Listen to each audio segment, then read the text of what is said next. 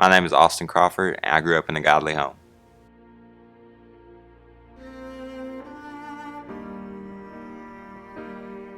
I was brought up in a Christian home.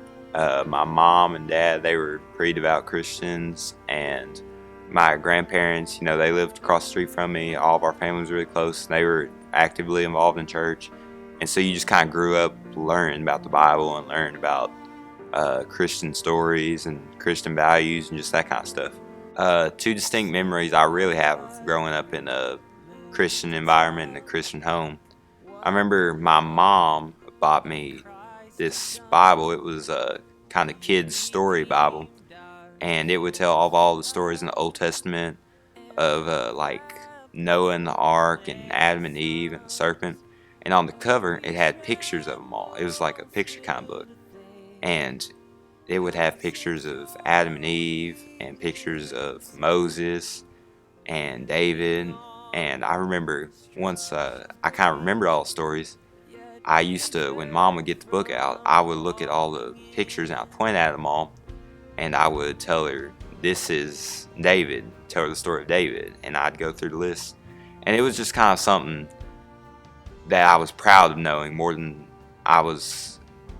it did for me. Like, the main reason I really wanted to know it was so I can have a kind of self-pride kind of thing. And I remember, the other thing I really remember is that we would go down the street in a long car ride or anywhere, like when we're going on vacation or going home from somewhere, and we used to all go down the list. I remember Dad would start off, then Mom, then me, and we'd go around and we'd try to name books of the Old Testament in order of the Bible and of the New Testament. We'd see how far we could go, and it was just kind of a fun game. That sticks out in my mind. When my dad went to preach at Lafayette Baptist Church, I remember on Wednesday night I went to the youth group and we had an outing, and I can't even remember what the youth pastor talked about, Brother Mark, what his lesson was over, but he brought questions in my mind. And so we were on our way home in the car leaving church, and I had questions, and one of the questions I really remember is I wondered what happened to people who never heard of Jesus, like people in third world countries who just never hear of Jesus and they die. What happens to them? And my dad just let me know they're still sinners. They're not going to hell because they never heard Jesus. They're going to hell because they're sinners, which made me think and ask the question, what about people who in America who know of Jesus but they don't know him on a personal level? What happens to them when they die? And then he let me know that they're sinners also. All sinners go to hell. And then I began to wonder. I kind of sat in the car quiet for about 5 minutes just thinking, what happens to me? I knew of Jesus. I grew up in a Christian environment. I knew all the stories. But did I know Jesus on a personal level? I remember sitting on my dad's bed, and I was still thinking about all the questions I asked and the answers I got from the car ride. And he was kind of, casually getting ready to go to sleep. And he was, putting his socks in his drawers and that kind of stuff. And I asked him, I said, "Dad, what would happen if I died without knowing Jesus on a personal level?"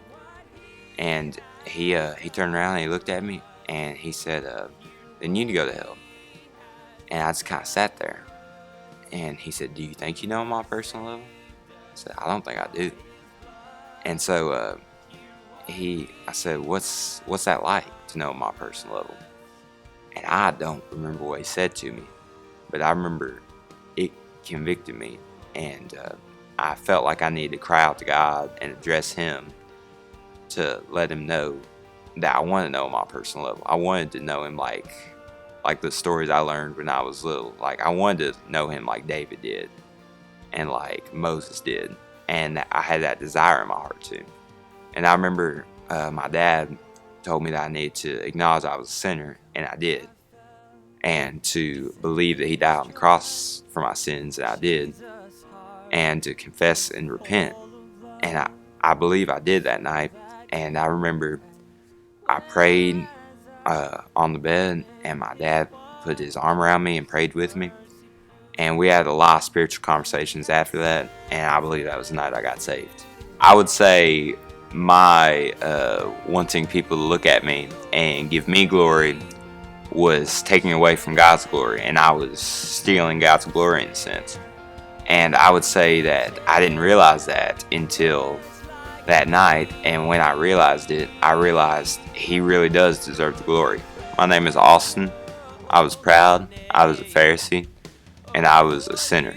If He can save me, He can save anyone.